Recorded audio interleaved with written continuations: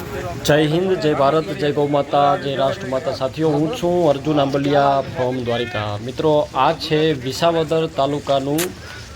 કાલસરી ગામ કે જ્યાં ઘણી બધી ગૌચર જે જમીન જે છે એ એના ઉપર કબજા કરવામાં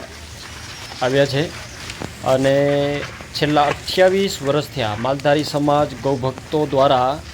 એક મુહિમ मतलब કે મહેનત કરવામાં આવતી હતી કે ગૌ માતાની ગૌચર જે છે એ ખાલી થાય અને આ બધાએ કદાચ મારી પોસ્ટ પણ જોઈ હશે તમે કે થોડાક દિવસ પહેલાં વિસાવદર ખાતે માલધારી સમાજ દ્વારા ગાયો જે છે મામલતદાર કચેરી પૂરી દેવામાં આવી હતી અને ત્યારે ત્યાં તંત્ર દ્વારા માલધારી સમાજના જે યુવા પશુપાલકો છે એમના ઉપર દંડ પણ ફટકારવામાં આવ્યો હતો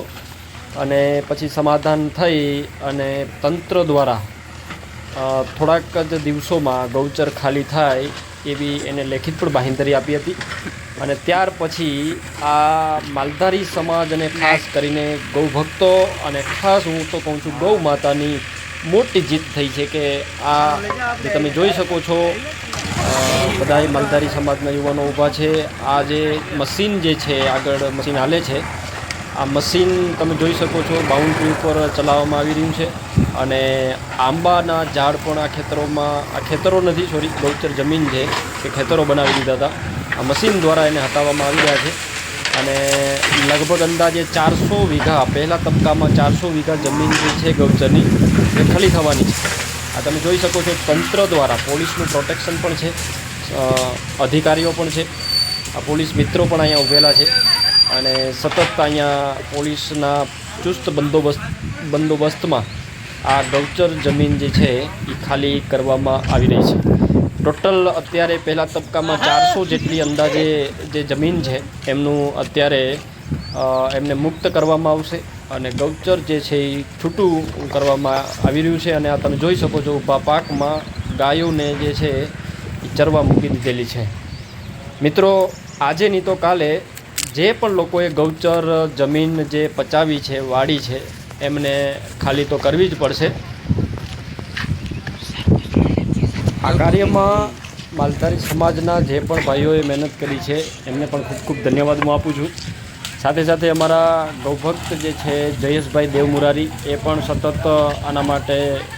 મતલબ કે પ્રયત્નશીલ હતા। સાથે સાથે મીડિયા કર્મચારીઓ મીડિયા પ્રતિનિધિઓ મીડિયા મિત્રોનો પણ ખૂબ જ સહકાર આમાં રહ્યો છે। તમે જોઈ શકો છો અત્યારે તંત્રના અધિકારીઓ પણ અહીંયા છે માલધારી સમાજ પણ છે ગાયો પણ છે અને મશીન પણ જેસીબી જે છે એમના દ્વારા જે બાઉન્ડ્રી જે છે એ હટાવવામાં આવી રહી છે। ખાસ કરીને મિત્રો અત્યારે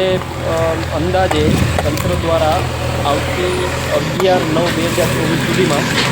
1200 એકર જેટલી જમીન જે છે એ ગૌચરની જે જમીન છે એ ખાલી કરવામાં આવશે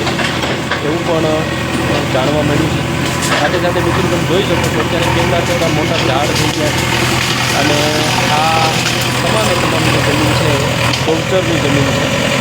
મિત્રો, ઊભા પાકમાં ગાયો જે છે એ મુક્ત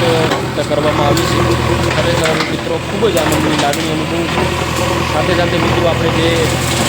ગૌચર જનજાગૃતિ મહાઅભિયાન અને છેક જયપુરથી લઈ અને મહુવા સુધીની જે આપણે ગૌચર જનજાગૃતિ યાત્રા જે કરી હતી ક્યાંક ને ક્યાંક આપણે ખૂબ જ આનંદ થાય કે જ્યારે આજે ગામડાઓમાં ગામડાઓમાં યુવાનોમાં ખૂબ જાગૃતિ આવી છે અને સાથે સાથે હું તંત્રનો પણ આભાર માનું છું સરકારનો પણ આભાર માનું છું કે જે આમાં સપોર્ટ કરી રહ્યા છે। ખાસ કરીને મિત્રો વિકાસ કમિશનરશ્રી છે એમના દ્વારા પરિપત્ર પણ જાહેર કરવામાં આવ્યો હતો અને આજે ત્યારે જુદા જુદા જિલ્લા અને જુદા જુદા તાલુકાના જુદા જુદા ગામમાં ગૌ માતા માટેની જે જમીન જે ગૌચર જમીન જે છે એ ખાલી કરવામાં ઘણા બધા ગામડાઓમાં આવી રહી છે અને મિત્રો ફરીથી કહું છું કે ગૌચર જે જમીન છે એમાં સરકાર પણ કંઈ ન કરી શકે તો આપણે તો શું કરી શકીએ। તો એના માટે મારી આ બધાને જેટલા પણ દર્શકો જેટલા પણ ગૌભક્તો મારો વિડીયો સાંભળતા હોય આ મને સાંભળતા હોય એમને મારે વિનંતી છે કે મિત્રો ગૌચર જમીન જે છે એના ઉપર ક્યાંય પાકું મકાન કે પાકું કંઈ બાંધકામ ન કરતા, કારણ કે ગૌ હેક્ટર જમીન જે છે આજની તો કાલે તમારે કાઢવી જ પડશે. કદાચ 5 દિવસ મોડી કાઢવી પડશે, પણ કાઢવી જરૂર પડશે.